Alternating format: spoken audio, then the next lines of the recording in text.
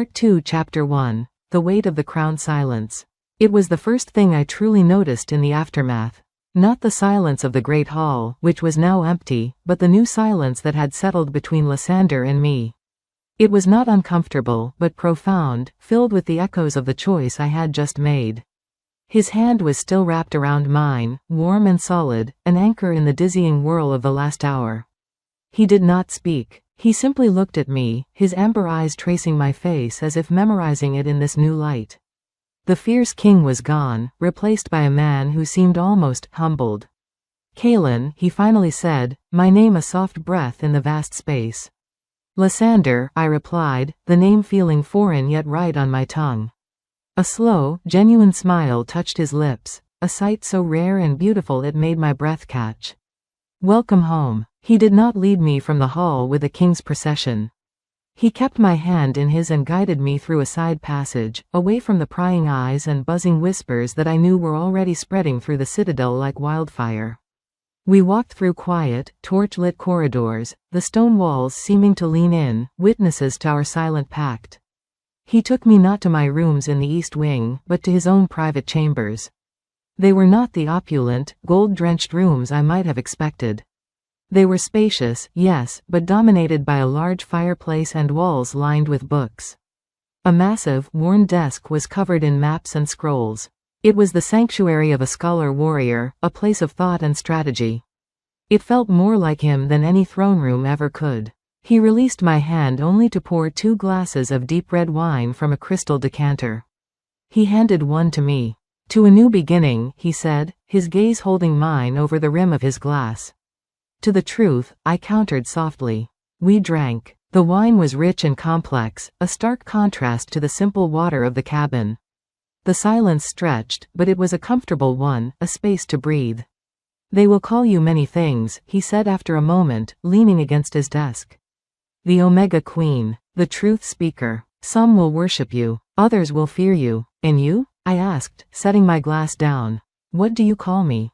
He pushed away from the desk and closed the small distance between us. He didn't touch me, but his presence was a tangible warmth. "I call you Kaelin, the woman who looked at a king's offer of freedom and chose a crown instead. The woman who terrifies me and gives me more hope than I have felt in a lifetime." My heart thudded heavily. "I am still afraid." "So am I," he admitted, his voice low. "Every day. The fear does not leave. You simply learn to carry it with you. And it helps immensely. Not to carry it alone." He reached out then, not to grab, but to gently tuck a stray strand of my hair behind my ear. His fingertips brushed my cheek, a whisper of a touch that sent a jolt of pure, undiluted awareness through me. It was not the desperate grip in the garden or the formal hold of his hand in the hall. It was intimate, tender. "The formal ceremony," he said, his hand dropping back to his side, "the mating bond, there is no rush. The political necessity is past. This, us, it will happen when, and only when, you are ready." The promise was a gift more precious than any jewel. He was giving me back the choice, again and again. "Thank you," I whispered, the words inadequate for the storm of gratitude and relief inside me. A practical knock at the door broke the moment. Mara entered, her eyes widening only slightly at seeing me in the king's private chambers. "Your Majesty." "My lady," she said, with a deeper bow than she had ever given me before. "The court is asking." There is a title being whispered. Lysander's expression turned wry. "Already? And what are they calling her?" Mara's gaze met mine, a flicker of awe in their depths. "They are calling her the Queen of Truth." Queen of Truth. The name settled over me, not as a burden, but as a mantle. It was not a title of birth or conquest. It was a title earned in the crucible of that hall, a title that spoke of the power I wielded and the responsibility it carried. Lysander looked at me, his head tilted. "Does it suit you?" I thought of the web of light, of the painful, beautiful, necessary truth of it. I thought of my choice to stay and face it. "Yes," I said, my voice firm. "It does." Mara smiled, a genuine, warm expression. "Then, my queen, shall we prepare you for your first evening as the acknowledged consort of the king? The entire court will be watching." I took a deep breath, feeling the weight of the crown I did not yet physically wear. It was heavy, but as I glanced at Lysander, at the steadfast, fierce support in his eyes, I knew I would not have to bear its weight alone. Yes, I said, turning to follow Mara. Let them watch. Chapter 2. Lessons in Light and Shadow. The following days were a whirlwind of new realities. My presence was no longer that of a hidden guest or a controversial secret. I was the Queen of Truth, the King's chosen, and the Citadel treated me as such. Bows were deeper, eyes were more wary, and my chambers in the East Wing were no longer a secluded refuge but a hub of activity, with servants, tailors, and protocol advisors coming and going. Through it all, my training intensified. My sessions with Lysander in the garden became a daily ritual, a sacred hour where I was not a queen, but a student. Before, you saw the bonds as they are, he said one morning, the sun warming the stone of our bench. A chaotic web of connection. Now, you must learn to interact with them. He had me focus on a single, strong bond, the thick, steady cord of gold that connected him to Theron, the Ironwood Alpha. Reach for it, Lysander instructed, his voice low and focused. Not to pull or break it. Just touch it. Feel its quality. I closed my eyes, finding the thread in my mind's eye. I extended my awareness, a delicate, invisible tendril of my will, and brushed against the golden light. A jolt of sensation, clean and strong, shot through me. It felt of unwavering loyalty, of deep respect, of a shared history of battles and councils. It was warm and solid, like sun-heated granite. It's strong, I breathed. Steady. Good, Lysander said. Now, imagine reinforcing that feeling. Not changing it, just amplifying the trust that is already there. I focused, pouring a gentle wave of my own calm certainty into the thread. I felt it hum in response, the gold brightening almost imperceptibly, the sense of steadfastness deepening. Excellent, Lysander murmured. A harmonizer does not create bonds. They nurture them. They can help a pack remember why they are strong. He then had me practice on the fainter, more troubled bonds I could sense reaching out from the Citadel towards him, the uncertain gray threads of courtiers, the flickering orange of those who were dissatisfied but not yet disloyal. Soothing them was like calming a spooked animal. It required patience, a gentle pressure of reassurance, a projection of stability. It was draining, exhilarating work. I felt like a musician learning to play an instrument of unimaginable complexity, one made of living light and emotion. In the afternoons, I sought the quiet sanctuary of the Royal Library. Thaddeus was always waiting, another ancient text laid out on his desk. You are learning to mend, child, he said, his spectacles perched on his nose. But a queen must also know when something is beyond repair. When a bond is not just weak, but poisoned. He opened a heavy, leather-bound book. The pages were filled with illustrations of wolves, but these were twisted, their auras dark and thorny. A corrupted bond, Thaddeus explained, his voice grave. It can happen through sustained betrayal, deep-seated hatred, or a willing embrace of malice. It is a cancer in the pack's psyche. A harmonizer of old had to be able to recognize it. He pointed a gnarled finger at one particularly disturbing image of a bond that looked like a knot of black, barbed wire. To try and soothe this is to pour clean water into a poisoned well. It will not heal. It will only dilute the poison, spreading it. A chill went through me. What can be done? Sometimes, nothing, he said softly. Sometimes, the only thing to do is to identify it, so the alpha can cut the wolf from the pack before the corruption spreads. It is the darkest part of a harmonizer's duty. The ability to see a bond that must be severed. The weight of that knowledge settled on me. It was one thing to see the beautiful web of connections. It was another to be tasked with finding the rot within it. That evening, as I sat with Lysander in his study, going over the day's lessons, I felt the reality of my new role pressing in. I was learning to be a healer, a unifier, but also a surgeon, one who might have to point to a part of the body politic and declare it diseased beyond saving. He must have sensed my somber mood. Thaddeus told you about the corrupted bonds, he stated, setting down his quill.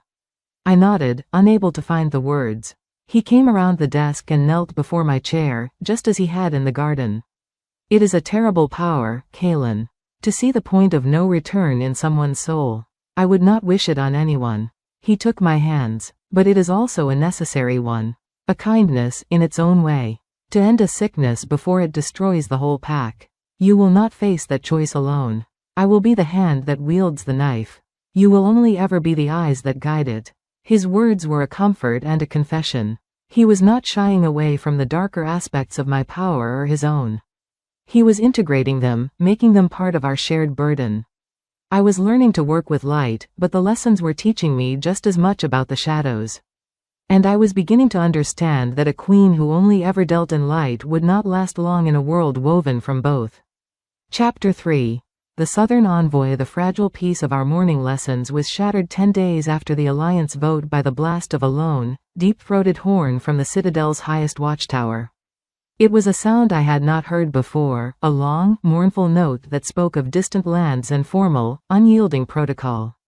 Lysander, who had been guiding me through an exercise in mapping the complex emotional lattice of the kitchen staff, a surprisingly volatile network of alliances and rivalries over spice racks and roasting rights, went utterly still.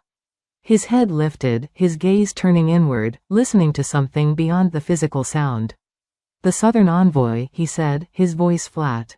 All the relaxed focus of the teacher was gone, replaced by the grim readiness of the general. A week ahead of schedule. He didn't need to explain the significance. Thaddeus had already furnished me with the history. The Stonepeak Pack, ruling the harsh, mountainous southern territories, were the most isolated and traditional of the 7. They were fierce, proud, and viewed the northern packs with a disdain bordering on contempt.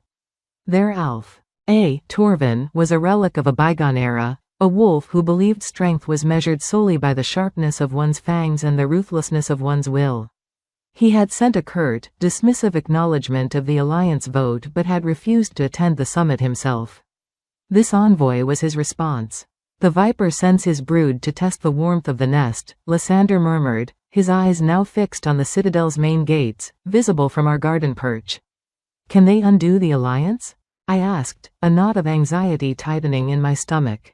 The unified front had felt like such a hard-won victory. Not directly. The vote was lawful and binding. But they can poison it. Sow dissent among the weaker-willed alphas. Make a mockery of our new way. He turned to me, his expression stark.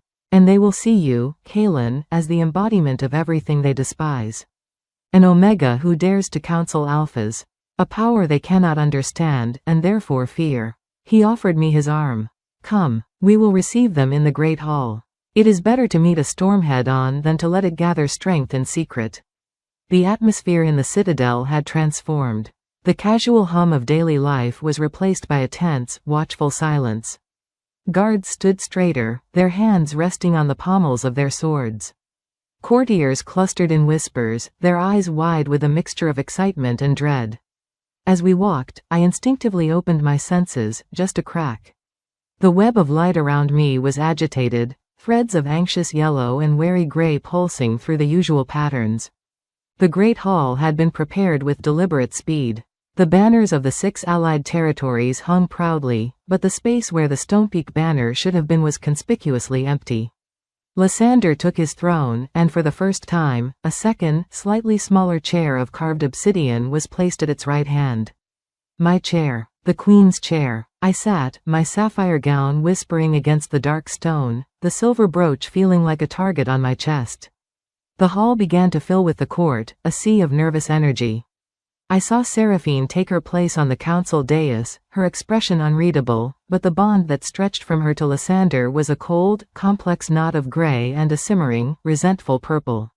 She was not our ally, but even she seemed to understand that an external threat demanded a unified front. The massive doors groaned open. A hush fell, so complete I could hear the crackle of the torches in their sconces. They entered not with a march, but with a prowl. A dozen warriors, led by a man who could only be the envoy. They were all larger than the northern wolves, their frames thick with muscle built for climbing and enduring harsh climates. They wore armor of scaled, gray leather and cloth. AKS of coarse, undyed wool. Their faces were hard, weathered, and etched with a uniform expression of disdain. The leader was a few steps ahead of the rest. He was younger than I expected, perhaps only a few years older than Lysander, with a brutal handsomeness and eyes the color of flint. His dark hair was shorn close to his scalp, and a pale, jagged scar ran from his temple to his jaw, pulling his mouth into a permanent, slight sneer. He moved with a predator's loose-limbed grace, his gaze sweeping the hall as if assessing its weaknesses. He stopped at the foot of the dais, his eyes flicking from Lysander to me and back again. He did not bow. "I am Rorik," he announced, his voice a gravelly baritone that filled the hall without effort. "Son of Torvin, Alpha of the Stonepeak Pack. I bring words from my father to the King of the North." The pause before the word, king, was deliberate, insulting. Lysander's face was a mask of calm authority. "You are welcome in Aethelgard, Rorik, son of Torvin. You may deliver your father's words." Rorik's flinty eyes slid back to me, lingering with an open, clinical contempt that made my skin crawl. "My father wishes to know what madness has taken root in the north. He has heard tales of an alliance with the hairless apes who cower in their cities. And he has heard even stranger tales." His lip curled. "Tales of a king who is led by the nose by a creature who is not even a full wolf. An omega who whispers lies and calls it truth." A shocked murmur rippled through the court. Lysander's knuckles were white where they gripped the arms of his throne, but his voice remained even. "The alliance was voted on and passed by the Council of Alphas for the security of all our kind. And you will show respect to my intended consort, the Queen Kaelin." Rorik let out a short, harsh bark of laughter. "Queen? A title earned by what? By a pretty face and a cunning tongue?" He took a step forward, his gaze boring into me. "My father does not recognize this farce. The Stonepeak Pack will have no part in this surrender. We will not dull our claws or sheathe our fangs to placate our natural prey." The hostility radiating from him was a physical force. I could feel it pressing against my shields. I knew I should remain silent, a dignified figure beside my king. But his words, his sheer, arrogant dismissal of everything we were trying to build, ignited a cold fire in my veins. I did not stand. I simply leaned forward slightly, my voice clear and carrying in the tense silence. "And when the world changes, and the hairless apes you despise come with their technology and their numbers, what will your fangs and claws avail you then, Rorik of Stonepeak? Will they stop a drone from seeing your hidden valleys? Will they shield your pups fr? A bullet fired from a mile away?" The hall went dead silent. Rorik's eyes widened a fraction, caught off guard by the direct challenge from the creature he had just dismissed. His sneer deepened. "So, the pet has teeth," he mocked. "Tell me, Queen Kaelin, do you speak for the king now? Or does he still have a voice of his own?" It was a masterful trap. To answer would be to overstep. To stay silent would be to appear weak. Lysander spoke before I could be baited further. "The Queen speaks with my full confidence and authority.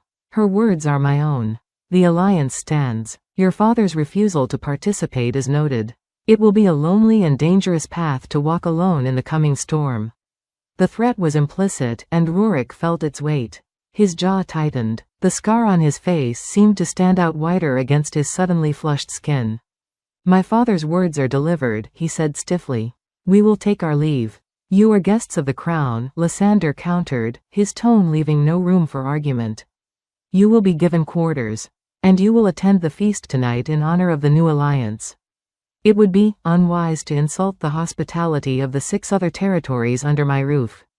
For a long moment, Rorik looked as if he would refuse. His eyes, burning with resentment, swept the hall, taking in the assembled northern alphas and nobles, all watching him. He was outnumbered and outmaneuvered. He gave a curt, jerky nod. "As you command, Your Majesty." The title was a curse on his lips. He turned on his heel, his warriors falling in behind him, and they stalked from the hall as abruptly as they had entered, leaving a vacuum of stunned silence in their wake. The tension did not dissipate, it merely changed form, settling over the citadel like a shroud. The storm had not been turned away. It had been invited inside the walls. Lysander rose and offered me his hand. As we descended from the dais, he leaned close, his voice for my ears alone. "You see the face of our opposition," he murmured. "Arrogance willfully blind to the changing tides." I looked toward the empty space where Rorik had stood, my mind already working, my senses reaching out. I had felt the bonds of his warriors, a tight, rigid cluster of loyalty and aggression, all leading back to Rorik like spokes on a wheel. But I had felt something else, too, something I needed to explore. "He is not just blind, Lysander," I replied softly, my gaze distant as I processed the subtle currents I had detected. He is afraid. And a cornered, frightened wolf is the most dangerous kind of all. We must be very careful. Chapter 4. A fracture in the web. The feast that night was a masterpiece of political theater, a glittering, tense performance where every smile was a mask and every toast a veiled challenge. The great hall, which had witnessed the raw exposure of truth days before, was now a stage for ornate lies. Candelabras cast a warm, dancing light on silks and jewels, but the air was thick with the scent of roasted meat, spiced wine, and unspoken hostility. I sat at the high table beside Lysander, the obsidian chair cold beneath me. I wore a gown of deep crimson, a color of warning and power, and the silver brooch felt less like a target and more like a piece of armor. Across from us, at a place of grudging honor, sat Rurik and his Stonepeak warriors. They had shed their traveling leathers for formal attire of dark gray wool, but they looked no less feral, their postures rigid, their eyes scanning the room like scouts in enemy territory. Lysander played his part flawlessly. He was the gracious host, the confident king, his laughter booming at the right moments, his words praising the unity of the six packs. He toasted Theron's loyalty, Anya's pragmatism, even managed a nod of respect toward Boren's gruff acceptance of the new reality. But his attention, like a hawk's, never truly left the southern contingent. I played my own part, the serene queen, offering polite smiles and measured words to the nobles who approached to pay their respects. But beneath the calm exterior, my mind was a whirlwind of activity. This was my first real test, my first chance to use my training in a live, high-stakes environment. As the wine flowed and the music played, I slowly, carefully, lowered my mental shields and let my awareness expand. The web of light in the hall was dazzlingly complex, a chaotic symphony of connections. The strong, bright bonds of family and close allies. The fainter, more transactional threads of courtly friendship. The simmering orange of old rivalries momentarily subdued by protocol. And at the center of it all, the dark, tightly wound knot that was the Stonepeak envoy. I focused on Rurik first. His personal aura was a stormy mix of dark red aggression and a core of cold, steely gray resolve. The bonds connecting him to his warriors were thick, unyielding cords of black and deep green, absolute loyalty forged in the harsh crucible of the southern mountains. There was no dissent there, no weakness to exploit. But as my senses drifted away from their tight cluster, I began to trace the other bonds that reached out from the envoy. Most were what I expected. Thin, brittle filaments of mistrust and hostility connecting them to the northern alphas and courtiers. But one was different. It was a single thread, faint, almost hidden in the glittering chaos of the hall. It did not pulse with the open hostility of the others. It was a sickly, muted yellow-green, the color of secrecy and festering deceit.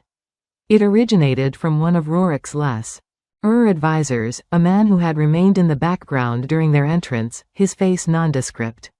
And it did not reach for another Stonepeak wolf. It stretched, with a deliberate, treacherous purpose, across the hall, toward the high table on the dais. Not toward Lysander. Not toward me. It connected directly to Councilman Valerius. The shock of it was so visceral I nearly dropped my goblet. My hand tightened around the stem, my knuckles turning white. I forced my expression to remain neutral, a slight, polite smile fixed on my lips, but my heart was hammering against my ribs. Valerius, the calculating, gray-bonded council chairman who had opposed the alliance. He was in communication with the southern envoy. Secretly, I watched them, my gaze flicking between the Stonepeak advisor and Valerius. They never looked at each other. They exchanged no signals, but the bond was there, a poisonous thread humming with silent communication. This was not a new connection formed out of tonight's tension. This had the feel of something established, something nurtured. Kalen? Lysander's voice was a low murmur beside me, his hand coming to rest lightly over mine on the table. His touch was a grounding force. You've gone pale. What is it? I couldn't speak of it here, not with 100 eyes upon us. I turned my head slightly toward him, letting the polite smile fall from my face, allowing him to see the stark alarm in my eyes. I need air, I whispered, my voice tight. The garden. Now. Concern flashed in his amber gaze, but he nodded imperceptibly. He rose smoothly, drawing the attention of the room. My friends, if you will excuse us for a moment, he announced, his voice genial. The queen finds the air a little close. We will take a turn in the night gardens. A few polite nods and murmurs followed us as we descended from the dais. I kept my head high, my arm linked with his, feeling the weight of Rorik's flinty stare on my back. The moment we were through the side archway and into the relative privacy of a colonnade leading to the gardens, Lysander stopped and turned me to face him. "Tell me," he commanded, his voice low and urgent. "The bonds," I breathed, my words tumbling out in a rushed whisper. "One of Rorik's men, an advisor, he has a connection to Valerius. A secret one. It's not hostile, it's conspiratorial. Yellow-green, hidden. They've been communicating." Lysander's face went utterly still, all expression wiped clean by a cold, focused fury. "Valerius," he repeated, the name a curse. I knew he opposed me. I did not think he would dare treason. "He's afraid of the alliance," I said, piecing it together as I spoke. "He represents the old guard, the isolationists. The Southern Pack shares that view. It makes a terrible sense. He wouldn't want to see the alliance succeed. He might be feeding them information, undermining you from within while they attack from without." Lysander's jaw worked. He looked back toward the archway, toward the hall filled with light and music and betrayal. "This changes everything. If the chairman of the Royal Council is conspiring with a hostile power, the entire foundation of the alliance is rotten." He looked back at me, his eyes blazing with a new, fierce respect. "You saw it. You saw what none of my spies, none of my instincts, could confirm." "It was there," I said simply. "A fracture in the web." He was silent for a long moment, thinking, planning. The sounds of the feast seemed distant and grotesquely cheerful. "We can do nothing tonight," he finally said. To accuse Valerius without irrefutable proof would only cause panic and give him time to cover his tracks. "He is too powerful, too entrenched." He took my arm again, his grip firm. "We must go back in. We must smile and toast and pretend we suspect nothing. Can you do that?" I thought of the poisonous thread, a serpent coiled in the heart of our court. I thought of the danger it represented to Lysander, to the fragile peace we had fought for. I met his gaze, my own resolve hardening. "Yes," I said, my voice steady. "I can." We returned to the feast, the gracious king and his seemingly delicate queen. I resumed my seat, I smiled, I sipped my wine. But now, my awareness was a focused weapon. I watched Valerius, noting the calm, patrician mask he presented to the world. I watched the Stonepeak advisor, seeing the careful blankness in his eyes. And I watched the thread that connected them, a vile, pulsing line of treason running through my beautiful, treacherous new home. The game had just become infinitely more dangerous. We were no longer just facing an external enemy. We were hunting a wolf in our own den. Chapter 5. The hunt within the feast felt like it lasted an eternity. Every clink of a goblet, every burst of laughter, was a mockery of the silent war now raging beneath the surface. I played my part, a serene specter at the king's side, but my mind was a cage, trapping the terrifying knowledge I now possessed. The treacherous thread between Valerius and the Stonepeak advisor, a man I now knew was named Corbin, burned in my perception, a constant, sickening hum beneath the hall's festive cacophony. When the final toast was made and the guests began to disperse, the tension did not break, it merely shifted form, condensing into a cold, hard knot in the pit of my stomach. Lysander's hand on my arm was the only thing that felt real, a tether to sanity. He did not speak until we were back in the sanctity of his study, the heavy oak door closed and bolted against the world. The fire crackled, casting long, dancing shadows that seemed to writhe like the secrets we now hunted. "Show me," Lysander commanded, his voice low and gravelly with suppressed fury. He stood before the fireplace, his broad shoulders blocking the flames, his face etched in stark relief by the flickering light. I closed my eyes, pushing past my exhaustion. The memory of the hall was vivid, a map of light and shadow burned into my mind. I reached for the connection, focusing on its unique, vile signature. "It's here," I whispered, my voice strained with the effort of holding the vision. In the hall, during the feast, it was strong. A direct line from Corbin to Valerius. But now, I concentrated, trying to trace its path through the sleeping citadel. It's fainter. They are not communicating at this moment. But the bond itself is still there, established. It doesn't feel new, Lysander. It feels practiced. He was silent for a long moment, absorbing this. A practiced treason, he finally said, the words dripping with cold venom. He turned, his amber eyes glowing in the firelight. We need more than your sight, Kaelin. As much as I trust it, it is not proof I can take to the council. Valerius would spin it as the witchery Rorik accused you of. We need something tangible. A message. A meeting. We need to catch him in the act. A shiver ran down my spine. How? By using your gift as our compass, he said, striding to his desk and unrolling a detailed map of the citadel. You will be our eyes. I will be the hand. He pointed to various locations, the gardens, the library wings, the old barracks. They will not risk meeting in the open. It will be somewhere they think is forgotten. Somewhere with hidden passages. For the next 3 days, we embarked on a silent, invisible hunt. Our lives became a carefully orchestrated performance of normality. We attended councils where Valerius offered his cool, logical counsel, his bond to Lysander a masterful facade of murky gray loyalty. I sat through embroidery circles with Seraphine and the other noblewomen, my needles moving automatically while my senses were stretched thin, a net cast over the citadel, feeling for the slightest vibration along that poisonous thread. Lysander, meanwhile, mobilized his most trusted agents, not the royal guard, whose ranks he now suspected, but a handful of shadows who reported only to him. They were his eyes and ears in the physical world, while I was his seer in the realm of intention.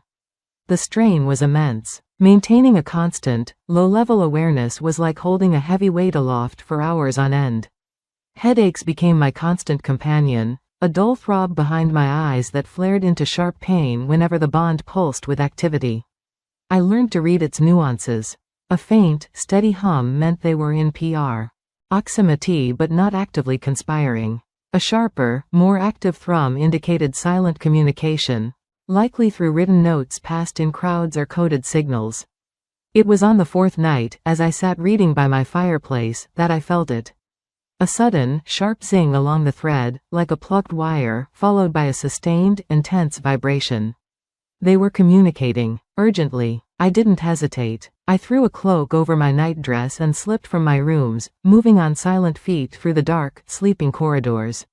I didn't need to see. I followed the pull of the bond, a nauseating tug in my gut leading me down, away from the inhabited wings, into the older, colder depths of the citadel.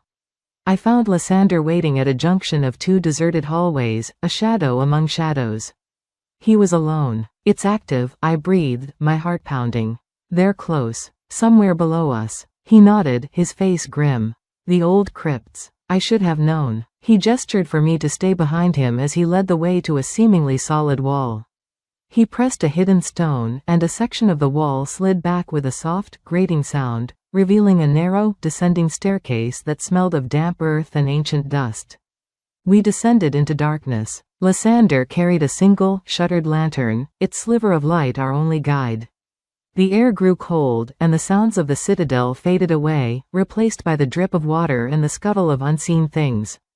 The bond grew stronger, a throbbing, sickly green beacon in the psychic gloom. At the bottom of the stairs, a labyrinth of rough-hewn tunnels stretched out before us. I closed my eyes, trusting my other sight more than the feeble lantern light. Left, I whispered. Then right. There just ahead. In a chamber. We moved like ghosts, our breaths misting in the cold air. The vibration of the bond was so intense I could almost hear the whispered words. We reached a sharp corner. Lysander extinguished the lantern, plunging us into absolute blackness. Ahead, a sliver of yellow light spilled from a partially open stone door. And from within, we heard voices. Cannot delay further. It was Corbin's voice, low and tense. Rorik's patience is at an end. Your excuses about council procedure are wearing thin. The king is wary, came Valerius's reply, smooth as ever, but with an undercurrent of strain I had never heard before. The Omega's influence is stronger than anticipated. She sees things. We must be cautious. The Queen of Truth, Corbin sneered. A fancy title for a witch. My Alpha does not care for your caution. He wants the alliance broken. He wants the northern packs weak and divided. You promised you could deliver that from the inside. The failed vote was a setback. The incident in the Great Hall was a disaster. You are runnin'. G out of time, councilman. There is a plan, Valerius hissed, his composure cracking. The girl is the key. Without her, the king's resolve will fracture. He leans on her. Remove her, and the entire structure collapses. My blood ran cold. Lysander's hand found my arm in the darkness, his grip vice-like. How? Corbin demanded. An accident, Valerius said, his voice dropping to a conspiratorial whisper. The royal hunt, in 2 days' time. The cliffs near the Grizzlies Run. The terrain is treacherous. A startled horse, a misplaced step, a tragic loss. It will look like a misfortune. The king will be grief-stricken, vulnerable. The alliance will lose its most vocal symbol. The northern alphas will question the strength of a king who cannot even protect his own mate. The cold in my veins turned to ice. They weren't just planning treason. They were planning my murder. I felt Lysander go rigid beside me. A low, almost inaudible growl rumbled in his chest, a sound of pure, predatory fury. I knew in that moment that if he had his way, he would storm into that room and tear both of them apart with his bare hands. But he didn't. He remained still, a statue of contained rage. He was the king, and a king needed proof, not just vengeance. We stayed there, frozen in the dark, listening as the two traitors finalized their plan. We heard the rustle of paper, a map, perhaps. We heard the soft clink of a coin changing hands, payment for a promised death. Then, footsteps. They were leaving. Lysander pulled me back, deeper into the shadows of a recessed alcove. We pressed ourselves against the cold stone as Corbin and Valerius emerged from the chamber, their figures silhouetted for a moment against the lantern light from the room before they separated and moved off in opposite directions, their footsteps fading into the maze of tunnels. We waited a long time in the crushing silence and darkness. The only sound was the ragged rhythm of our own breathing. Finally, Lysander relit the lantern. His face was a mask of cold, terrifying calm. The fury was gone, replaced by something far more dangerous, absolute, unwavering resolve.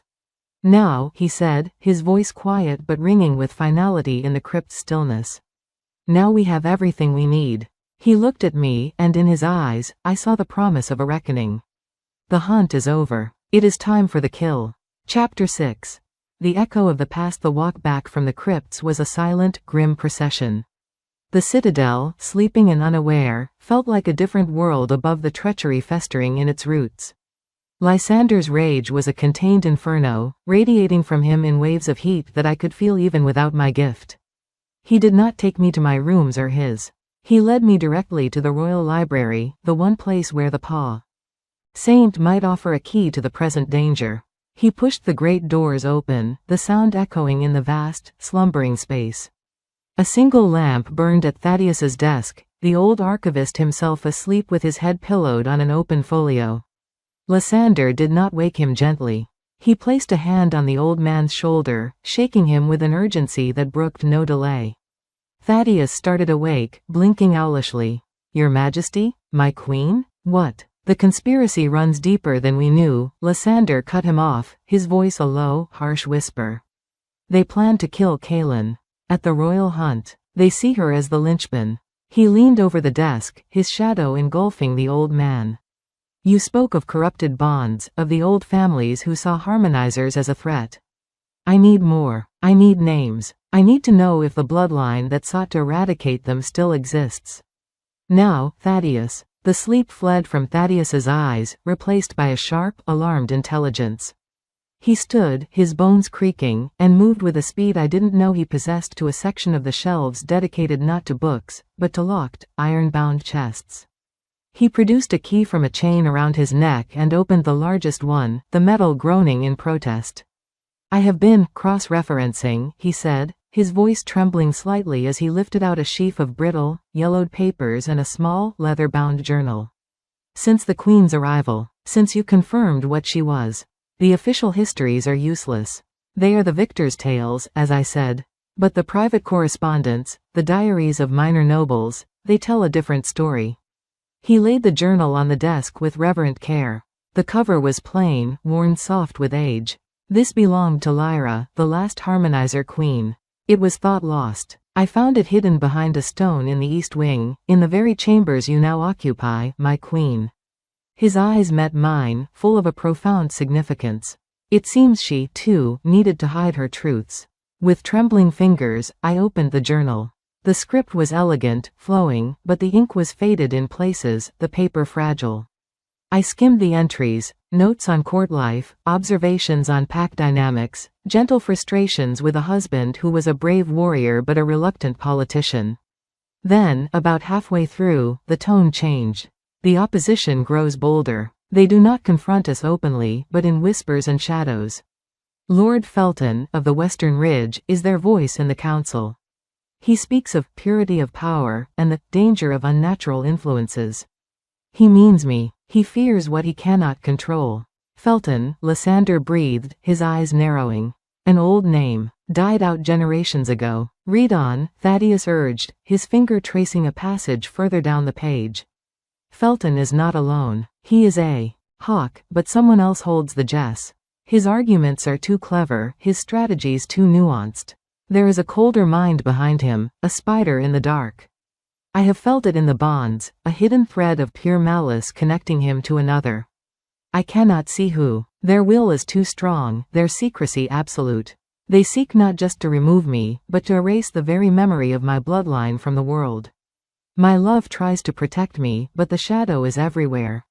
The next few pages were a frantic, fearful account of subtle poisonings that were dismissed as illness, of a saddle strap that mysteriously frayed, of a trusted servant who began asking too many questions. The fear leapt from the page, a century old, yet as fresh and chilling as the plot we had just overheard in the crypt. The final entry was short, written in a shaky, desperate hand. They have made their move. They have convinced the council that my presence weakens the king, that my soft power makes our people vulnerable. They speak of a necessary sacrifice for the strength of the pack. My love is away, dealing with a border skirmish they no doubt engineered. I am to be taken to the remote Greyrock Keep for my own safety. I know what that means. I write this now so that someone, someday, may know the truth. The bloodline that seeks our end is not Felton's. It is. The entry ended abruptly. A dark, ugly stain blotched the page, not ink, but something else. Something brown and old. Blood. A cold dread, colder than the crypts, seeped into my bones. She had been writing the name of her enemy when they came for her. Greyrock Keep, Lysander said, his voice hollow. It collapsed in a rockslide a month after she was sent there. An accident, the records say. An accident orchestrated by the same, colder mind. She wrote of, I whispered, my throat tight. I looked from the journal's final, unfinished sentence to Thaddeus. The bloodline. Did it die with Felton? Thaddeus's face was ashen. I thought so. The official lineage ends with him. He had no heirs. But the power behind the throne rarely records its name in the public rolls. He began sifting through the other papers he had pulled from the chest, genealogies, marriage contracts, land deeds. I have been tracing the maternal lines, the lesser branches, the names that faded into obscurity. Felton had a sister. She married into a minor noble house from the Central Plains. A house known for its cunning, for producing advisors and strategists, not warriors. He found the parchment he was looking for, smoothing it out on the desk. It was a family tree, dense and complex. His bony finger traced a line from Felton's sister, down through generations, through marriages and name changes, a river of hidden influence flowing through the centuries. The line did not die out. It flowed, like a subterranean stream, through the veins of a family that had always been close to power, a family that had produced council members and royal advisors for generations. His finger stopped. On a name we knew all too well. Valerius. The air left my lungs in a rush. The puzzle pieces, scattered across a century, slammed together with a force that made me dizzy. The cold, calculating mind. The opposition to change, to anything that threatened the old order of brute dominance. The secret, practiced treason with the Southern Pack, who embodied that old order. It wasn't just political opposition. It was a vendetta, a generational hatred passed down from parent to child, a sacred mission to complete the work of their ancestors, the eradication of the harmonizer bloodline. Lysander stared at the name, his face a terrifying blank. The pieces were fitting into place for him, too. Valerius's opposition had never been just about the alliance. It had been about me. From the moment my nature was suspected, I had been a walking ghost, a living insult to his family's legacy, a threat to be eliminated. He isn't just a traitor, I said, my voice barely a whisper. He's an heir to a murder. Lysander's hand came down on the desk, not with a bang, but with a quiet, final thud that was more frightening than any shout. The lantern flame guttered. Then, he said, his voice dropping to a deadly calm, it is time to disinherit him. Chapter 7. The trap is set. The revelation in the library did not bring panic, it forged a cold, crystalline clarity. We were no longer merely countering a political rival. We were facing a blood feud, a patient, generational evil that had slithered through the centuries to coil itself around the throne. The knowledge was terrifying, but it was also a weapon. We knew our enemy's true face, and more importantly, we knew his motive. It was a vulnerability Valerius, in all his cunning, could not hide. We did not sleep that night. In the pre-dawn gloom of his study, the journal of Queen Lyra lying between us like an accuser, Lysander and I laid our plans. The air was thick with the scent of old paper, cold ash, and a simmering, righteous fury. They expect us to be reactive, Lysander said, his voice a low, steady rumble. He stood over the map of the hunting grounds, his fingers tracing the jagged line of the cliffs near Grizzly's Run. They expect grief, confusion, a power vacuum after your accident. The word was a snarl in his throat. So, we will give them a performance. But the tragedy will not be ours. He laid it out with the precision of a master strategist. The royal hunt would proceed as scheduled. It was a tradition, a display of the court's vitality, and to cancel it would alert Valerius th. We were aware of his plot. But we will stack the deck, Lysander said, his eyes glinting in the lamplight. The master of the hunt, the guards assigned to the royal party, the stable hands who prepare our mounts, all will be replaced by men and women whose loyalty is beyond question. My shadows. They will know their true duty, to watch, to wait, and to act on my signal. My role was the most dangerous, and the most crucial. I was the bait. You must be the picture of a carefree queen, excited for the hunt, Lysander instructed, his gaze intense. You will ride at my side. You will be the symbol of our new era, vibrant and untouchable. And you will keep your senses stretched to their limit. The moment you feel the trap about to be sprung, the moment you sense the intention from Corbin or his agent to spook your horse, to cut a strap, to loose an arrow, you will give the signal. And the signal? I asked, my mouth dry. He picked up a slender, silver-handled hunting knife from his desk. It was beautiful, lethal, and etched with the royal crest. He pressed it into my palm. Its weight was both comforting and terrifying. You will drop this, he said. It will be tied to a thin, silver cord around your wrist. The moment it hits the ground, the sound will be distinctive.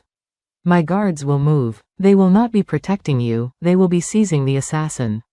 We need him alive, Kalin.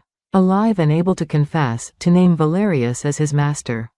The plan was audacious. It relied on perfect timing, absolute trust in his agents, and my own ability to project calm while sensing the murderous intent aimed at my heart. It meant placing myself directly in the crosshairs of a centuries-old hatred. I can do it, I said, my voice steadier than I felt. The silver brooch of the harmonizer queen felt heavy on my gown. I was not Lyra. I would not be led meekly to my doom in some remote keep. I would meet it in the open, with a king at my back and a knife in my hand. The next 36 hours were a study in controlled tension. We moved through our duties with masks of normalcy.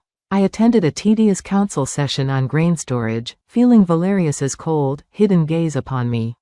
I walked in the gardens with Mara, laughing at the right moments, all while my mind was a tripwire, feeling for any shift in the poisonous bond that connected him to Corbin. It remained a steady, sickly thrum, a promise of violence waiting to be kept. Lysander was a marvel of deception. He treated Valerius with his usual, cool respect, even seeking his counsel on a minor point of law regarding the hunt. I watched the bond between them as they spoke, seeing the murky gray of Valerius's feigned loyalty, and beneath it, the slick, black oil of his true contempt. He believed us to be blind, arrogant puppets dancing on the strings of his design. The morning of the hunt dawned clear and bright, a cruel parody of a perfect day. The courtyard was a chaos of baying hounds, stamping horses, and chattering nobles in riding leathers. The air was sharp with the scent of horse, leather, and autumn leaves. I wore a practical but elegant riding habit of forest green, the silver hunting knife secured at my belt, its cord a cool, hidden bracelet around my wrist. Lysander helped me onto a beautiful, spirited dapple grey mare named Mist. "She is the surest-footed in the royal stable," he murmured, his hand lingering on my leg for a moment, a silent infusion of strength. "And her tack has been checked a dozen times.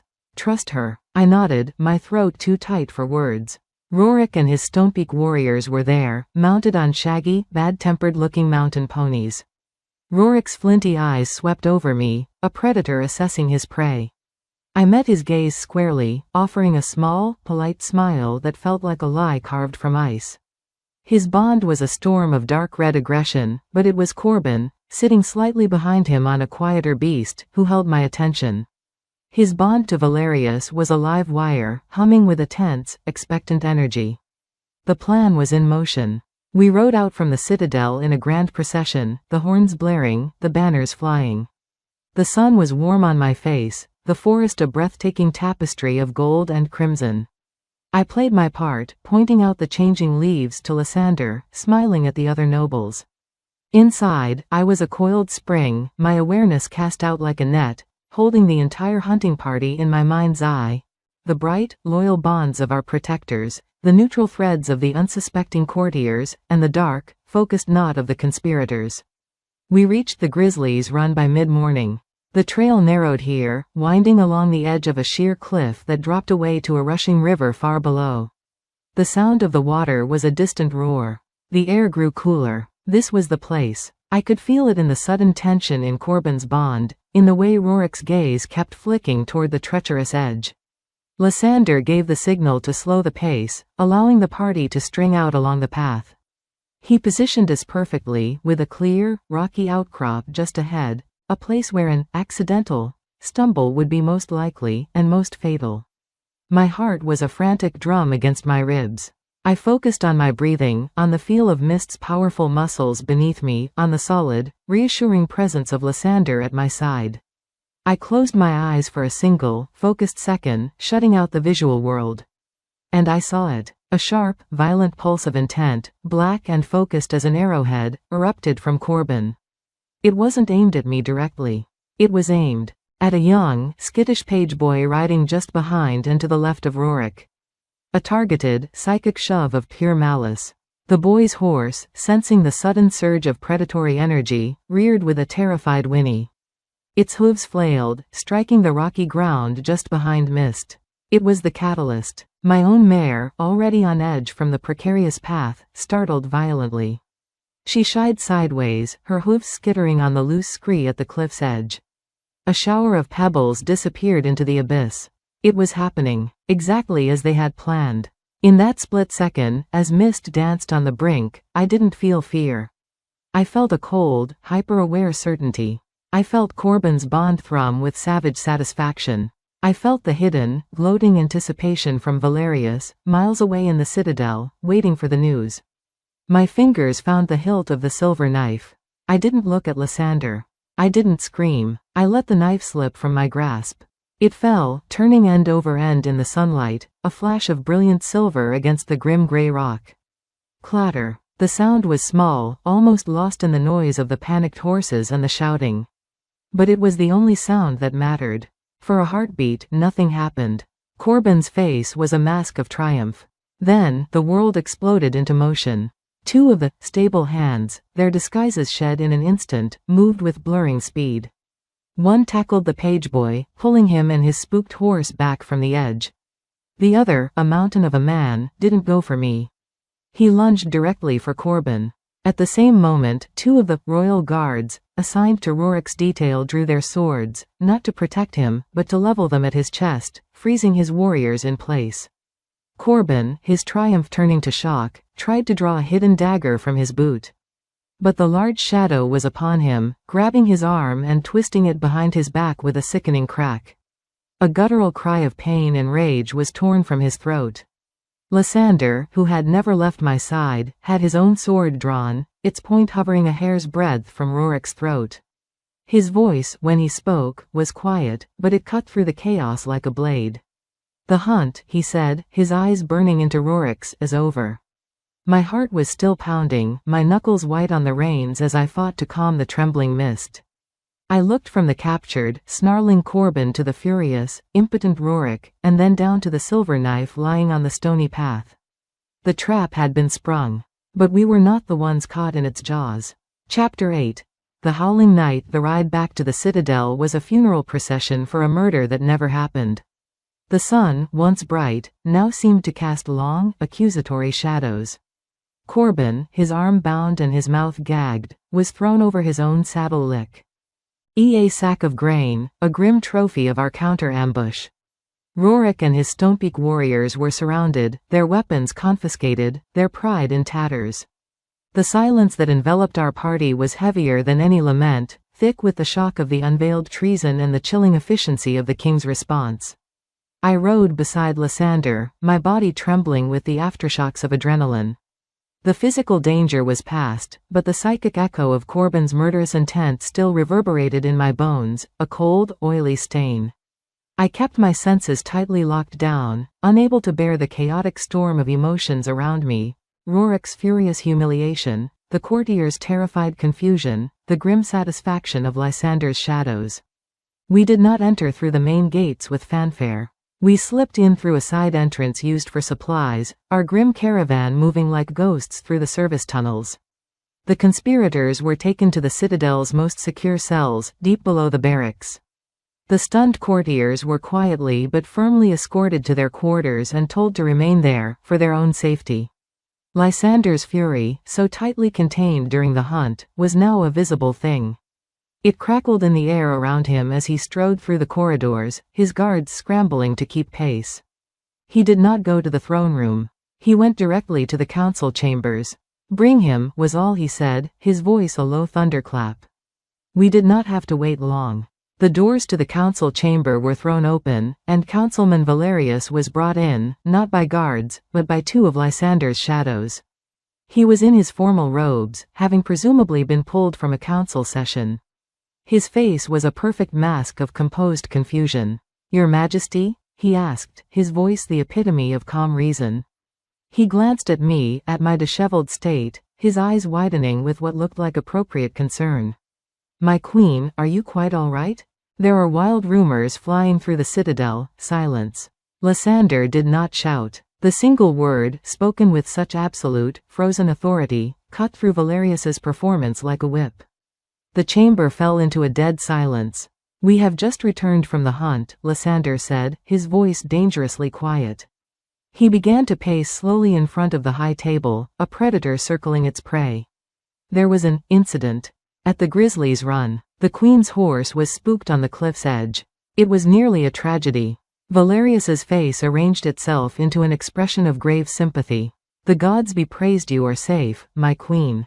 The terrain there is notoriously treacherous. I have said for years that the royal hunt should avoid that path." "It was not the terrain," I interjected, my own voice clear and cold. I stepped forward, my gaze locked on his. I could see it now, the hidden thread, the sickly yellow-green bond that had pulsed with such vile anticipation. It was still there, thrumming with a new, frantic energy. It was a man in the employ of the Stonepeak envoy. A man named Corbin. Valerius's mask of concern did not slip, but a tiny muscle twitched beneath his eye. A terrible act. An outrage. The southern savages must be held accountable for this breach of peace. "Oh, they will be," Lysander promised, the words dripping with ice. He stopped his pacing and turned to face Valerius fully. "But Corbin did not act alone, did he, councilman?" Valerius drew himself up, a picture of affronted dignity. "Your Majesty, I do not take your meaning. Are you suggesting I had some knowledge of this despicable plot?" "We are suggesting more than knowledge," I said. I took another step closer, feeling the eyes of the few trusted council members in the room. Theron, a grim-faced Anya, upon me. "We are suggesting command. We heard you, Valerius. In the crypts. We heard you and Corbin plan my murder. For the first time, a crack appeared in his composure. His breath hitched, his eyes darting from me to Lysander and back. But he was a master of this game. He recovered swiftly, a look of pained disbelief washing over his features. The crypts? My queen, you are clearly distraught from your ordeal. You are hearing phantoms, seeing shadows where there are none. This is the work of the Southerners to disunite us. They prey on fear and trauma. It was a brilliant counter. To paint me as the hysterical female, my perceptions unreliable after a brush with death. I saw the doubt flicker in the eyes of a few lesser council members. Lysander's smile was a terrifying sight. You rely on the darkness, Valerius. On secrets and whispers. You always have. He gestured to one of his shadows, who stepped forward and placed a small, rolled parchment on the council table. But you made a mistake. You put your plan in writing. Valerius stared at the parchment, his face draining of all color. It was the map from the crypts, the one detailing the Grizzly's run, with a specific point on the cliff's edge marked with a single, damning drop of black wax. That is not mine, he stammered, his voice losing its smooth cadence for the first time. And then there is the matter of payment, Lysander continued, as if he hadn't heard. Another shadow placed a heavy leather purse on the table next to the map. It fell with a distinctive clink of gold, found hidden in Corbin's quarters. Gold from the royal treasury, traceable directly to funds allocated for your office's discretionary use. To think, you used the crown's own coin to pay for the crown's downfall. The chamber was utterly silent. The damning evidence lay on the table, cold and irrefutable. Valerius looked from the map to the purse, his mind racing, searching for an escape that did not exist. The mask of the loyal councilman shattered, revealing the furious, cornered animal beneath. His eyes, burning with a hatred so pure it was almost a physical force, snapped to me. You, he hissed, his voice trembling with rage. You and your filthy, unnatural blood.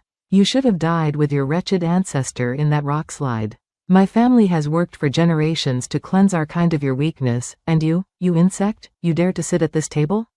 You dare to call yourself a queen? The confession, ripped from him by sheer, venomous hatred, echoed in the stunned silence. He had not just admitted to the plot, he had confessed to the generational vendetta. Lysander did not give him a chance to say more. Councilman Valerius, he declared, his voice ringing with finality, you are guilty of high treason and conspiracy to commit murder. Your lands and titles are forfeit. Your life is forfeit. As the shadows moved to seize him, Valerius threw back his head and let out a sound that was not human, a raw, ragged howl of pure, impotent fury that seemed to shake the very stones of the chamber. It was the sound of a legacy ending, of a century-old plot crumbling to dust.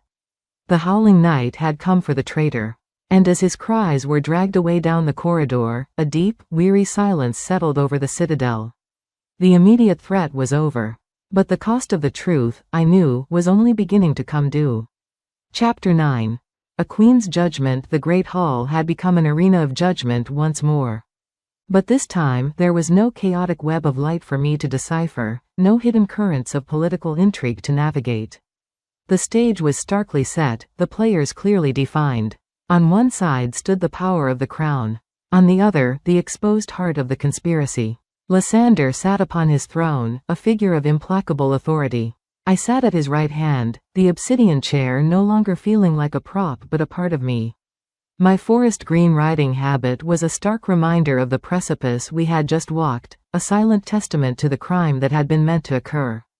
Before the dais, under heavy guard, stood Rurik, his face a thundercloud of bruised pride and simmering fury, and Corbin, pale and broken, his arm in a sling, his spirit shattered by the shadows, methods of interrogation. The hall was packed, but the silence was absolute. The entire court, every noble and dignitary, had been summoned.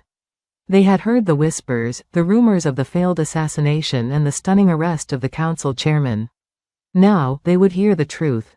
Lysander did not rise. His voice, cold and clear, carried to the farthest RNERS of the hall. Rurik, son of Torvin, of the Stonepeak Pack. Corbin, your sworn man. You stand accused of conspiring to assassinate your queen, a guest under the sacred laws of hospitality, and an act of war against the unified territories. How do you plead? Rorik spat on the polished floor. The sound was obscenely loud in the silence. I plead that I serve my alpha and my pack. I pled that I will not bow to a king who is bewitched by a creature that is not a true wolf. I deny you the right to judge me. A murmur rippled through the crowd. It was the expected defiance, the last refuge of the cornered. Lysander's gaze was pitiless. Your plea is noted. He turned his head slightly. Corbin, you have already confessed to your part in this plot. You will now confirm it before this assembly. Corbin flinched, his eyes darting around the hall like a trapped animal's. He was a broken tool, his will eroded. In a trembling, ragged voice, he spoke of the secret meetings in the crypts, of the map, of the plan to spook the Queen's horse. He named Valerius as the architect, the man who had promised them influence and a return to the old ways in exchange for my death. The confession was damning, clinical, and utterly devastating to Rorik's posture of righteous defiance. The murmuring in the hall grew louder, tinged with horror. Lies, Rorik roared, his composure finally breaking. Coerced lies. You torture a man and call it justice. This is the corruption you have brought to the north. This is the weakness of your alliance. It was then that Lysander looked at me. It was not a command, but an invitation. The truth had been spoken, but it had not been felt. The court had heard the words, but they had not witnessed the venom, the generational hatred that fueled them. They saw a political crime. They needed to see the blood feud. I rose from my chair. Every eye in the hall snapped to me. The silence became so profound I could hear the rustle of my own skirts. I did not look at Lysander. I did not look at the terrified Corbin. I walked slowly down the steps of the dais until I stood directly before Rorik. He glared down at me, his scar a livid line of hatred on his face.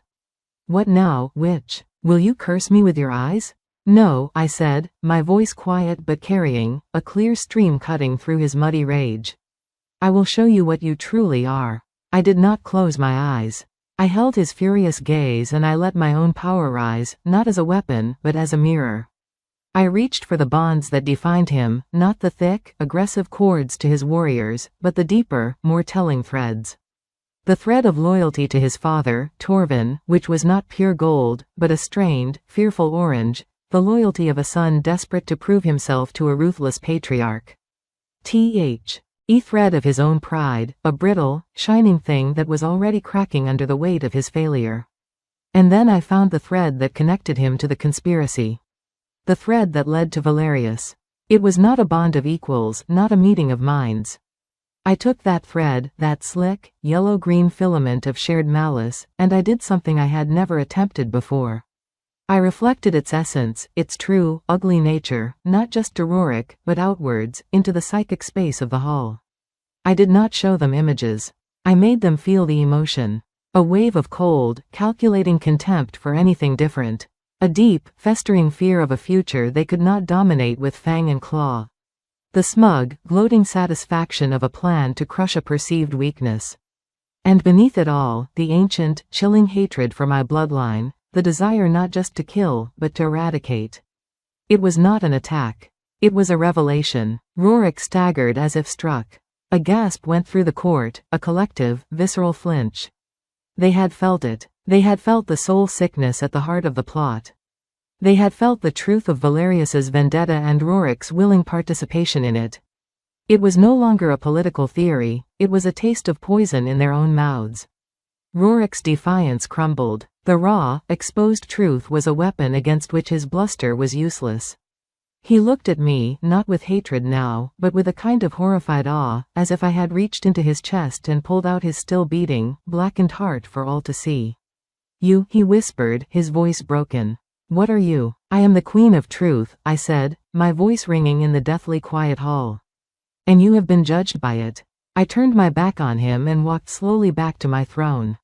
I did not need to see his surrender. I could feel it, a sudden, hollow emptiness where his furious pride had been. Lysander's voice filled the void I left behind, firm and final. Rorik of Stonepeak, for your part in this conspiracy, you are hereby banished from the Northern Territories. You will return to your father with this message: the alliance stands. Any further act of aggression will be considered a declaration of war against all 6 packs, and we will respond with unified force. He then turned to the broken Corbin.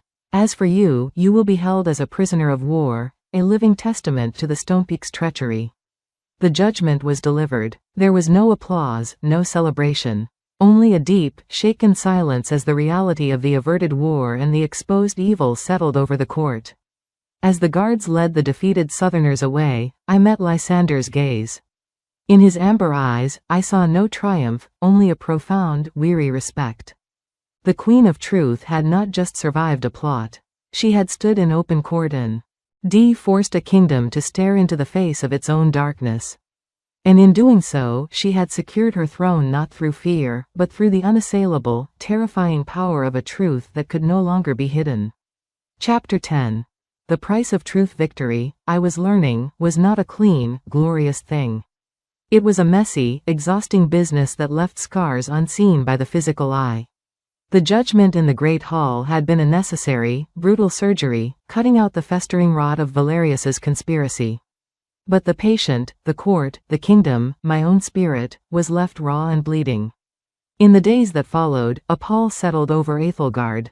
The official celebrations for the averted crisis were muted, perfunctory affairs. The truth, once unleashed, was a wild, uncomfortable force. People looked at me differently now. Before, their gazes had held curiosity, skepticism, or fear of the unknown. Now, they held a kind of superstitious dread. I was not just the queen who saw bonds. I was the queen who had made them feel the black heart of a traitor. I had held up a mirror to the court, and they had flinched from their own reflection. The political fallout was immediate and complex. With Valerius awaiting execution in the dungeons and his vast network of influence suddenly headless, the court was thrown into a state of chaotic realignment. Ambitious lesser nobles scrambled to fill the power vacuum, their bonds a tangled mess of hopeful green and grasping yellow. The remaining council members, men like Theron who had stood firm, were now overburdened, their bonds to Lysander strained with the weight of new responsibilities. And then there was Seraphine. She had been conspicuously, dangerously quiet since Valerius's arrest. She attended council meetings, her posture as rigid and correct as ever, but she offered no counsel. Her bond to Lysander, always a complex knot, had now frozen into something hard and impenetrable, a glacier of resentful purple and cold, calculating gray. She had lost a powerful ally, a fellow traditionalist. But more than that, she had seen the full, terrifying extent of my power. I had not just defeated her political faction, I had invalidated its very foundation, the belief that power was only real if it could be seen in a shifted form or felt in a physical blow. I was a living contradiction to her entire worldview, and her silence was more threatening than any open opposition. The strain of maintaining a constant, guarded awareness in this new, treacherous landscape was taking its toll. The headaches that had plagued me during the hunt for Valerius returned with a vengeance, a constant, pounding pressure behind my eyes. Sleep became a fleeting visitor, chased away by the echoes of Rorik's broken whisper, "What are you?" and the memory of the court's collective flinch. One afternoon, I retreated to the one place that offered a semblance of peace, the Royal Library. The vast, silent space, with its scent of dust and wisdom, was a balm. Thaddeus was at his desk, but he was not reading. He was simply sitting, his gnarled hands resting on the closed, blood-stained journal of Queen Lyra. "You look tired, my queen," he said softly, his owlish eyes full of a deep, weary understanding. "The truth has a heavy price, it seems," I replied, sinking into the chair opposite him. "They are afraid of me, Thaddeus. Not of what I might do, but of what I might see." "They are afraid of being known," he corrected gently. "True power has always terrified those who cling to the illusion of their own hidden selves. You have ripped away that illusion. It is unsettling. Valerius is gone, but the sentiment he represented is not," I said, voicing the fear that had been gnawing at me. "He was the heir to a bloodline that wanted my kind extinct. What if there are others? What if Seraphine?" I let the question hang in the air, too dangerous to fully form. Thaddeus sighed, a long, weary exhalation. "Lady Seraphine is a creature of tradition and status. She believed Valerius was a means to preserve that order. You have proven that you are a far greater threat to that order than he ever was. But she is not a fool. She will not make his mistakes."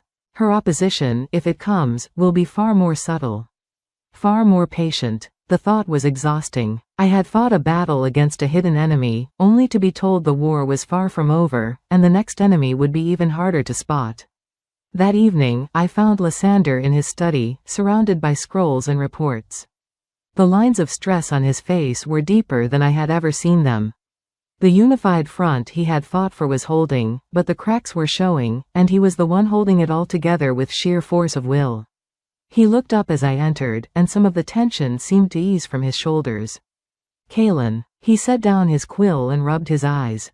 "I was just reviewing the new tax proposals from the Western Ridge. It seems with Valerius gone, every petty lord feels entitled to a larger share of the treasury." I came around the desk and began to gently massage the tight knots in his shoulders. He leaned into my touch with a low, grateful sound. "The price of truth," I murmured, repeating my words to Thaddeus. He caught my hand and brought it to his lips, kissing my palm. A simple, tender gesture that sent a shock of warmth through my weary soul. "A price I would pay 1,000 times over," he said, his voice firm.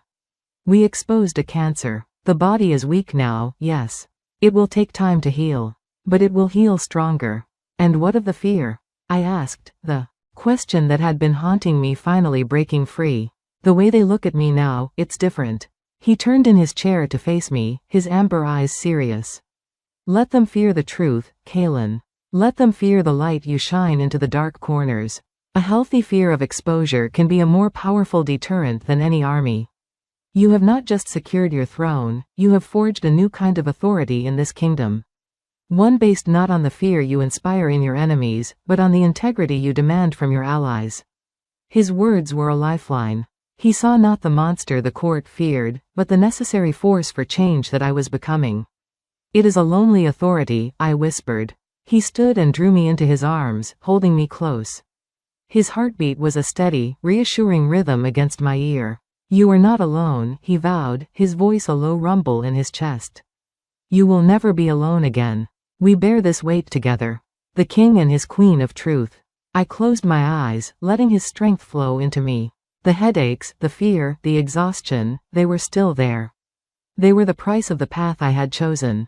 But as I stood there, wrapped in the arms of the king who saw me not as a weapon or a threat, but as his equal, his partner, his heart, I knew it was a price I was willing to pay. The truth had cost us dearly, but the future we would build with it was worth any price. Chapter 11.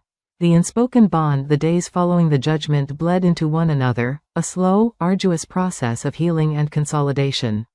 The citadel was like a body after a fever had broken, weak, fragile, but finally on the mend. The frantic energy of the conspiracy was gone, replaced by a weary, watchful calm. And in the quiet eye of that storm, something between Lysander and I began to shift. It was not a dramatic change. There were no grand declarations, no sweeping romantic gestures.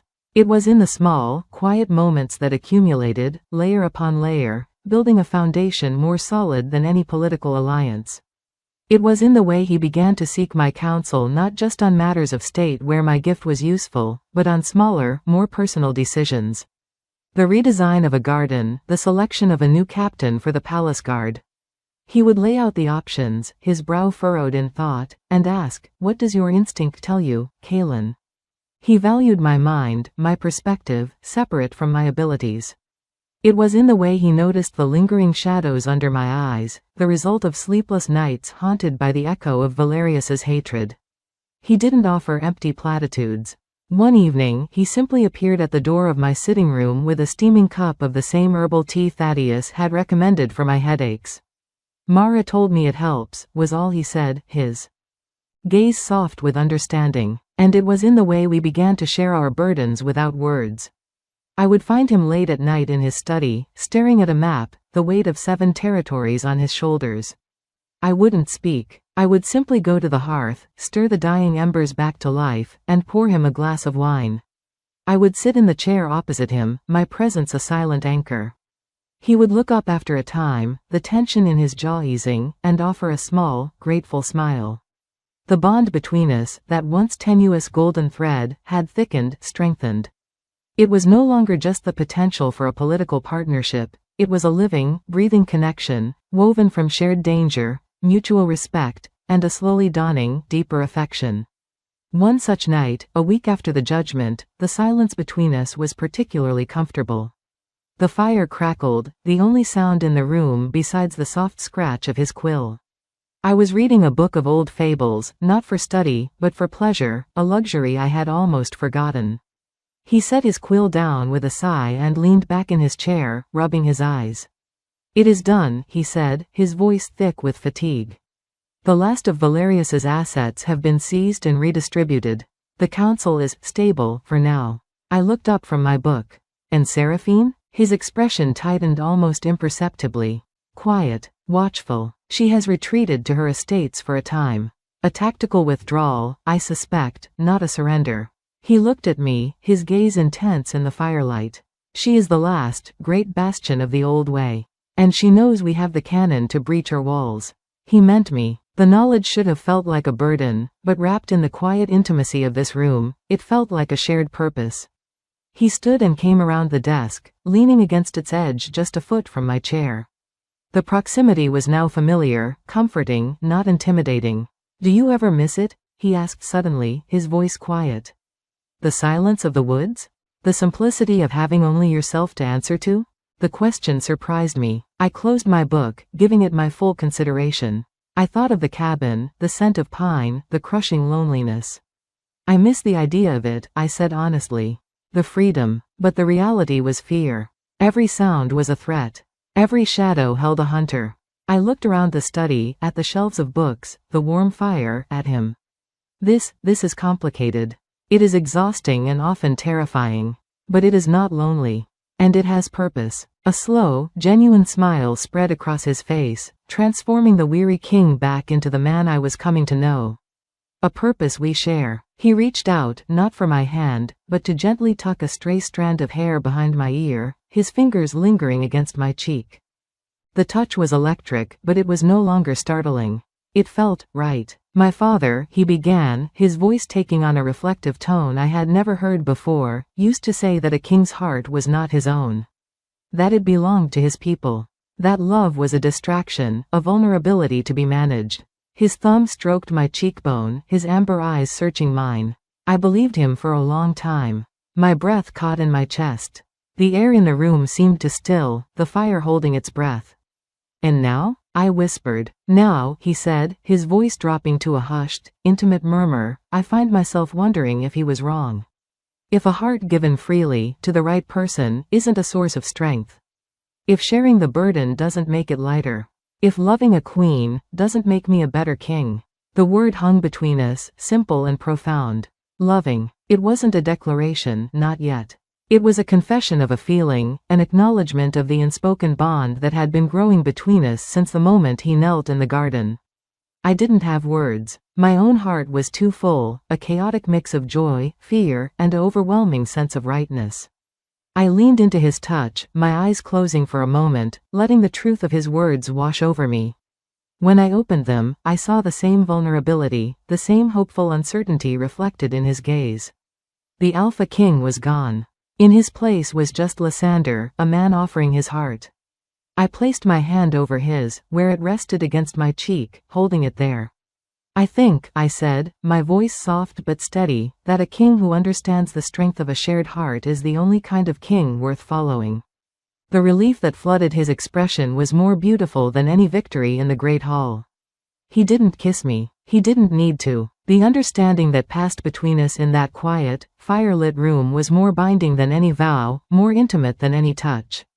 The unspoken bond had been spoken, not with words of political alliance or destined fate, but with the simple, terrifying, glorious language of the heart. We were no longer just a king and his harmonizer queen. We were Lysander and Kalin. And we were, unmistakably, in love. Chapter 12. The bloodline questioned. The change between us was subtle, yet it permeated everything. A lingering touch on the small of my back as we walked. A shared glance across the council table that held a universe of private understanding. The way his voice softened when he said my name. The citadel, still recovering from the aftershocks of treason, seemed to breathe a little easier in the warmth of this new, unspoken truth. The court, ever perceptive, sensed the shift. The fear in their eyes when they looked at me began to be tempered with a dawning, cautious respect. The king was not mere tolerating his strange queen, he was devoted to her. But peace, I was learning, was a fragile vessel, easily shattered. It happened during a routine meeting of the Inner Council, a smaller, more focused group than the full assembly, tasked with the day-to-day governance of the territories.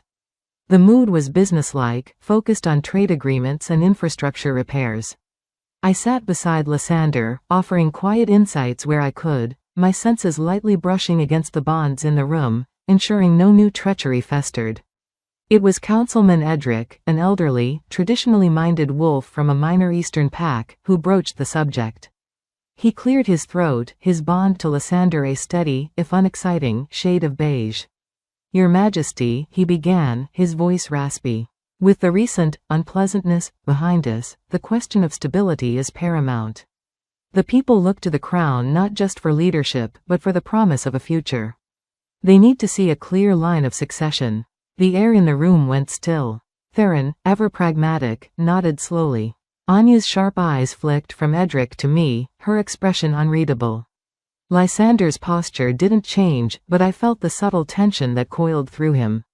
"The kingdom is stable, Edric. The alliance holds. Of course, Your Majesty," Edric pressed on, undeterred. "But stability must be rooted in more than treaties and military strength. It must be rooted in legacy. A mating ceremony, an heir. These are not merely personal matters. They are the bedrock upon which lasting peace is built. The people and the council need the reassurance of a confirmed bloodline." Bloodline. The word landed in the quiet room with the weight of a tombstone. It was no longer an abstract concept discussed in the library with Thaddeus. It was a demand, a deadline. All eyes turned to me. I felt the heat rise to my cheeks. This was not about love or the bond Lysander and I had so carefully built. This was about biology, about duty, and it was a duty that filled me with a cold, familiar dread. My bloodline was both my power and my curse. The thought of passing on this legacy, of bringing a child into a world that had hunted our kind to near extinction, was terrifying. What if they, too, were a harmonizer? What if they couldn't shift? What new target would they paint on their back? Lysander's voice was calm, but a warning glint had entered his eyes. "The Queen and I will decide the timing of such matters, Edric. They are not for the council to schedule." "But, Your Majesty," another councilman, younger and more ambitious, started. "The king has spoken," Theron interjected, his voice a low, firm rumble that brooked no argument. "The matter of the succession is for the crown. Our duty is to ensure the kingdom is worthy of an heir. When the time comes." The meeting dissolved not long after, the unspoken question hanging heavily in the air. As the council members filed out, the looks they cast my way were no longer just about respect or fear. They were assessing, calculating. I was no longer just the queen of truth, I was the potential mother of a future king. My body had become a matter of state. Back in the privacy of his study, the tension Lysander had held in check finally surfaced. He paced before the fireplace, a caged wolf. "Their impatience is a blade wrapped in silk," he growled, running a hand through his hair. "They speak of stability, but they seek to control. To put a child on the throne they can mold before I am even in my grave." I stood by the window, watching the sunset paint the mountains in hues of fire. "They are not entirely wrong," I said softly, my arms wrapped around myself. "An heir would solidify your reign. It would give the people hope for the future." He stopped his pacing and came to stand behind me, his hands resting on my shoulders. "I will not have them pressure you, Kaelin. I will not have our child be a political tool, born on a schedule to appease old men." I turned within the circle of his arms to face him. The love in his eyes was a fierce, protective thing. But I could also see the king in him, the part that knew Edric, for all his bluntness, was not entirely wrong. "It is not just about pressure, Lysander," I whispered, the true source of my fear finally breaking free. "It is about what I am. My bloodline. Valerius wanted it erased for a reason. What if we pass this on? What if our child is like me? They would never know a moment's peace. They would always be a target." My voice trembled. "I cannot bear the thought of that. Of our child living in the shadow I have only just stepped out of." His expression softened. He cupped my face in his hands, his thumbs stroking my cheeks. "Listen to me," he said, his voice low and earnest. "If we are blessed with a child, that child will be the heir to the strongest kingdom our people have ever known. They will be loved by parents who would tear the world apart to protect them. They will be the living proof that the old hatreds have failed." He leaned his forehead against mine. "Your bloodline is not a curse, Kaylin. It is a gift of truth, of healing. It is the future, and I would be proud to see it live on in our child." Tears welled in my eyes, hot and sudden. He saw not the danger, but the hope. He reframed my deepest fear into a vision of a future I had never dared to imagine. "The council," I began. "To hell with the council," he said, a hint of his old, defiant smile touching his lips. "We will have a mating ceremony when we are ready. We will have a child when we choose. And they will be the most protected, most cherished pup in all of history." He kissed my forehead, a soft, sealing promise. "This is not their decision. It is ours, alone." I leaned into him, letting his certainty soothe my frayed nerves. The bloodline question had been asked, and it had forced us to confront a future we had been quietly building towards. But in this room, away from the demanding eyes of the court, we had found our answer. It would not be a decision made out of duty or fear. It would be a choice made from love, a testament to the new world we were trying to build, a world where a harmonizer's child could be not a target, but a prince. A promise. A future king. Chapter 13. The shadow of the ancestor. The council's pressure, though momentarily silenced, left a lingering disquiet in its wake. The question of the bloodline was a seed that had been planted, and I knew it would not remain dormant for long. It drove me back to the one place where I sought answers, the royal library, and the ghost of the queen who had walked this path before me. Thaddeus seemed to expect me. The journal of Queen Lyra lay open on his desk, a silent invitation. But this time, he had assembled more than just her haunted words. Parchments were spread out around it, genealogical charts, land deeds, military reports from the time of her death. "The official record is a clean, white cloth," Thaddeus murmured as I approached, his finger tracing the line of Valerius's bloodline on the large family tree. "But history leaves stains if you know where to look. We have been looking in the wrong place." I leaned over the desk, the scent of old ink and dust filling my senses. "What do you mean?" "We have been focused on the bloodline that sought to destroy yours. The Valerius line, the hunters." His watery blue eyes met mine, sharp with intensity. "But a hunter does not act without a scent. A predator does not stalk without a reason. What was the true threat the harmonizers posed? Why was their eradication so vital to the old families?" He slid a brittle piece of parchment toward me. It was not a royal decree, but a fragment of a private letter, the script hurried and slanted. "The Queen's influence cannot be countered by force of arms. She speaks, and the most hardened alpha will lay down his grievance. She looks upon a man, and he feels the truth of his own soul laid bare. This is not power. This is a reckoning. How can we rule when a mere look from our queen can undo a lifetime of political maneuvering? She must be seen as unstable. A danger. Her power must be framed not as wisdom, but as witchcraft." I shivered. The words, written a century ago, could have been spoken by Valerius in the crypts. The fear was the same. The threat harmonizers posed was to the very structure of power. Built on dominance, secrecy, and manipulation. "But that doesn't explain the relentlessness," I argued, a cold certainty growing in my gut. "A political threat can be managed, contained." This felt personal, genocidal. Valerius didn't just want me dead. He wanted my bloodline erased. As if our very existence was an insult. Thaddeus nodded, a grim satisfaction on his face. "Precisely. And that is where we find the shadow." He moved the Valerius family tree aside and revealed another, even more complex chart. "This is the maternal line of the Felton family, Valerius's ancestors. The one that produced the colder mind Queen Lyra wrote of." He traced a line up through generations of strategic marriages and forgotten names. The Feltons were always powerful, but they were not royalty. They were the power behind the throne. Advisors, strategists. Until Lyra. His finger stopped on a name. Alara. She was not from a great house. She was a minor noble's daughter, chosen by the king for her beauty and her rumored gift for diplomacy. A gift that was, in truth, her nascent harmonizer abilities. I stared at the name. Alara, the first harmonizer queen in their records. Her marriage, Thaddeus continued, his voice dropping, was a profound shift. For the first time, the true, undisputed power of a harmonizer was seated on the throne, beside the king. It bypassed the traditional channels of influence.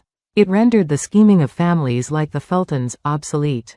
He then pointed to a name on the Felton tree, a generation before Lyra's time. A woman named Isolde. Isolde Felton was to be married to Lyra's king. It was a union planned for years, a merger that would have cemented the Felton family as the true rulers of the kingdom. But the king met Alara, felt the pull of a harmonizer, and broke the betrothal. The pieces slammed together with the force of a physical blow. It wasn't just about power. It was about a vendetta born of a personal, humiliating rejection. A scorned bride and her powerful family. The Feltons didn't just see harmonizers as a political threat, I whispered, the horror of it dawning on me. They saw them as interlopers. As thieves who had stolen their destined crown. My ancestor didn't just take a throne, she took a husband meant for another.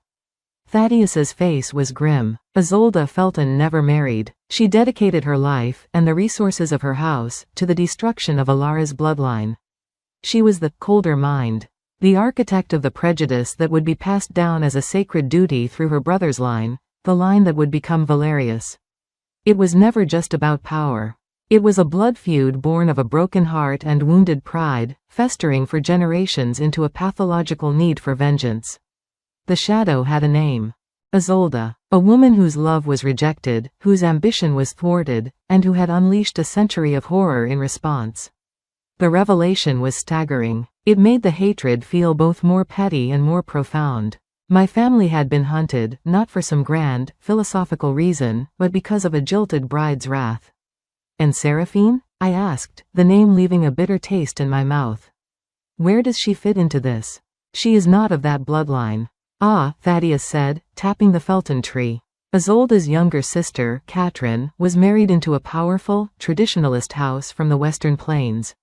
A house known for its unwavering belief in the purity of the shifted form and the natural order of alpha dominance.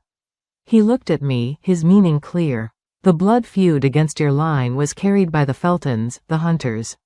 But the ideological opposition, the belief system that made your very existence an abomination, was nurtured and spread by their allies, the house Katrin married into. He paused, letting the connection settle. The house that would eventually produce Lady Seraphine. The web was even vaster and more intricate than I had imagined. Valerius was the sword, driven by a personal, generational vendetta. But Seraphine was the shield, the keeper of the flame of an ideology that saw me as a perversion of nature. They were two sides of the same poisonous coin. With Valerius gone, the sword was broken. But the shield remained, and the ideology it protected was still deeply embedded in the court. I left the library with my mind reeling. The shadow of the ancestor was longer and more personal than I had ever conceived. I was not just fighting for my throne or my life. I was the living embodiment of a love story that had, a century ago, shattered the ambitions of a powerful family and ignited a war in the shadows, a war one was still fighting. And the general of the opposing army was not a snarling hunter in a dungeon, but a cold, composed woman who believed my very soul was a threat to the natural order. The battle in the Great Hall and on the cliffs had been mere skirmishes. The true war was one of ideas. And I had just learned the name of its first casualty. Chapter 14. A test of will. The revelation of Isolde's story did not bring fear, but a strange, cold clarity. The enemy was no longer a faceless, generational evil. It was a legacy of wounded pride and rigid ideology. And with Valerius's sword shattered, it was Seraphine's shield that now stood as the primary obstacle to the future Lysander and I were trying to build. Her silence was a fortress, and I knew we could not simply wait for her to sally forth. The opportunity to test her walls came from an unexpected, and grim, source. A formal, sealed missive arrived from the Stonepeak Pack. It was not from Torvin, but from his council of elders. The message was short, brutal, and written in the stark language of the mountains. They disavowed Rorik's unsanctioned and foolish actions. They offered no apology for the attempted assassination, but they acknowledged the new reality of the Northern Alliance. However, they attached a condition. They would not formally join the alliance, nor would they cease their hostile rhetoric until the matter of the unnatural queen was resolved to their satisfaction. They demanded a formal audience with me. It was a gauntlet thrown not just at my feet, but at the feet of the entire Northern Alliance. To refuse would be seen as weakness, confirming their belief that I was a fragile secret to be hidden away. To accept was to walk into the heart of the most hostile territory, a lamb entering the wolf's den with the entire pack watching. The council was divided. Theron advised caution, his bond a steady, worried gray. "It is a trap, Your Majesty. They wish to humiliate you, to break the image of your authority before the entire southern region." Anya, ever the pragmatist, saw a different angle. "It is a test of our unity and of her mettle.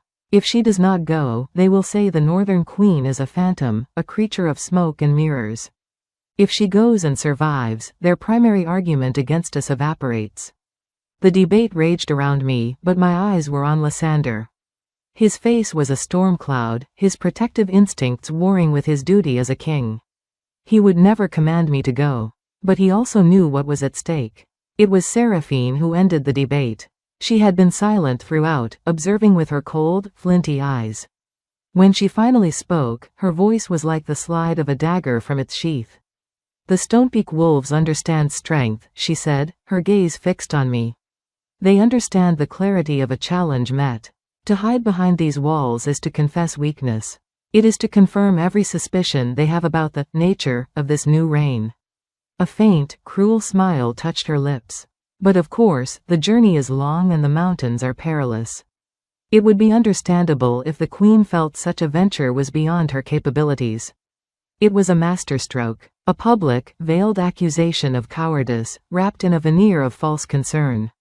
She was pushing me toward the cliff, daring me to jump. I could feel her bond to Lysander, a complex knot of icy satisfaction. She believed I would refuse. She believed the sheltered Omega, the creature from the woods, would crumble. I stood. The movement silenced the room. All eyes turned to me. "I will go," I said, my voice clear and carrying. Lysander's head snapped toward me, a silent, desperate question in his eyes. I met his gaze, and then I too. RNED to Seraphine. "The Stonepeak Pack has issued a challenge to the authority of this crown. A challenge I, as queen, must answer. Not with an army, but with the truth they are so afraid of." I looked back at Lysander, my resolve solidifying. "But I will not go as a supplicant. And I will not go alone." I turned my attention to the map of the territories spread on the table. "We will travel not with a full legion, but with a small, elite guard. A show of strength, not of fear. And you, my king, will accompany me." A ripple of shock went through the council. For the king to leave the capital, to journey into a hostile land, was a risk of monumental proportions. "Kaelin," Lysander began, his voice tight with protest. "This is not just my test, Lysander," I interrupted, my voice softening only for him. "It is ours. They see you as bewitched. They see me as a weakness. Let us show them the truth. Let them see their king, and the queen who stands at his side not as a shadow, but as a pillar. Let them see that the strength of the North is not divided, but multiplied by our union." I could see the war in his eyes, the fear for my safety warring with the undeniable power of the statement we would make. He saw the same vision I did. The two of us, standing together before the hardened wolves of Stonepeak, a living embodiment of the new alliance. He took a deep breath, his decision made. His gaze swept the council, his expression once more that of the Alpha King. "The Queen is right. We will go. Together." He looked at Seraphine, whose mask of cool composure had finally cracked, revealing a flicker of stunned disbelief. She had hoped to expose a weakness, instead, I had turned her challenge into a declaration of unity. "The council will govern in our absence," Lysander declared.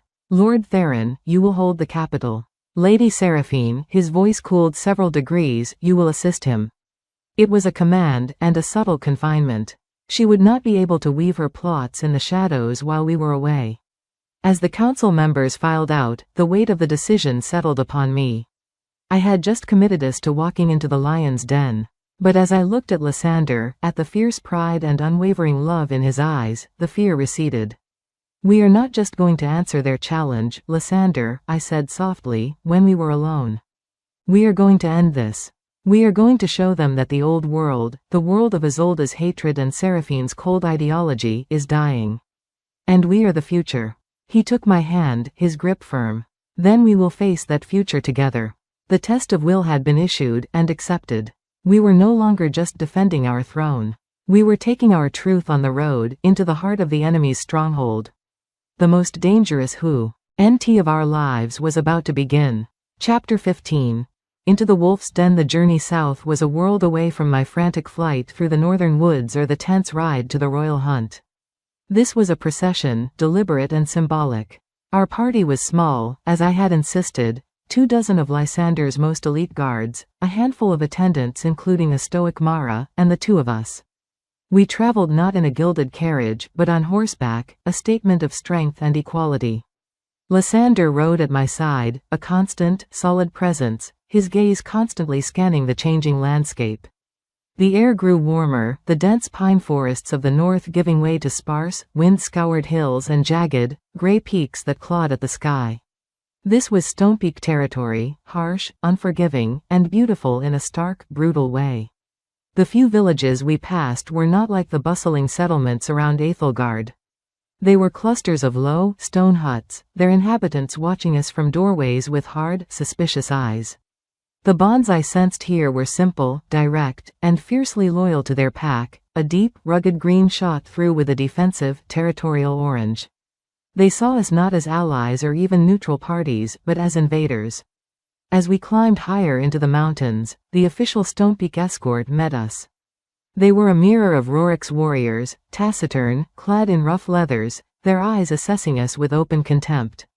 Their leader, a grizzled veteran with a missing ear, grunted a greeting that was barely civil.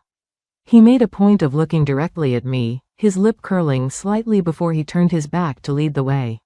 Lysander's hand tightened on his reins, but he said nothing. This was the game now. Every slight, every show of disrespect, was a test. We had to absorb them without reaction, proving our strength lay not in petty retaliation, but in an unshakable core. On the third day in the mountains, we saw it. The Stonepeak stronghold was not a citadel of elegant stone and glass. It was the mountain itself. A vast, natural fortress of sheer rock faces and narrow passes, with structures carved directly into the stone or built from the mountain's bones. It was a place designed for defense, a testament to a people who expected, and welcomed, conflict. The air was thin and cold, and the wind howled through the passes like a challenge. We were led through a series of narrow, easily defensible gates, each one manned by stone-faced warriors. The atmosphere was thick with hostility, a physical pressure that made it hard to breathe. I kept my senses tightly controlled, allowing only a faint awareness of the bonds around me. The web here was a dark, tightly woven tapestry of aggression and suspicion, all threads leading inward, to the heart of the stronghold. We were not taken to a great hall, but to a vast, natural amphitheater carved into the mountainside. Torches flickered in the biting wind, illuminating hundreds, perhaps thousands, of Stonepeak wolves gathered on the stone benches. They were not dressed for a courtly audience. They were in hunting leathers and furs, their faces hard and expectant. This was not a diplomatic meeting. It was a tribunal. At the center of the amphitheater, on a raised dais of unadorned rock, sat Torvin, Alpha of the Stonepeak pack. He was old, older than I had imagined. His hair and thick beard were the color of iron, and his face was a roadmap of scars and deep-set lines. But there was no weakness in him. He sat with the relaxed power of a mountain lion on its ledge, his eyes, the same flinty gray as Rorik's, burning with a cold, ancient intelligence. He did not rise as we approached. Lysander and I dismounted, our guards forming a tight, protective circle around us. The silence in the amphitheater was absolute, broken only by the moan of the wind. Torvin's gaze swept over Lysander with a dismissive grunt before settling on me.